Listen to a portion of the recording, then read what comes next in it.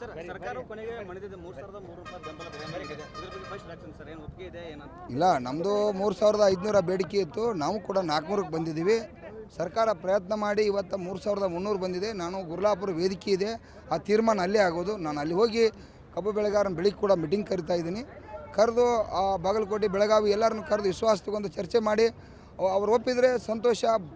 ಅವರೇ ಒಪ್ಪಿದ್ರು ಕೂಡ ನಾಳೆ ಕೂಡ ನಾವು ಲಕ್ಷಾಂತರ ಜನ ಸೇರವ್ರನ್ನ ಅವರ ಒಂದು ತೀರ್ಮಾನನ ಸರ್ಕಾರದ ಪ್ರತಿನಿಧಿಯಾಗಿ ಯಾವ ರೀತಿ ಇವತ್ತು ಘೋಷಣೆ ಮಾಡಿರಿ ಕಾರ್ಖಾನೆಯವರ ಒಂದು ಕಂತವಾಗಿಯೇ ಕೊಡಬೇಕು ನಮಗೆ. ಯಾಕಂದ್ರೆ ಹಣ ಅವರ ಎಲ್ಲರೇ ನಾವು ಆಮೇಲೆ ಕೊಡ್ತು ಅನ್ನೋವಂಥದ್ದಿಲ್ಲ.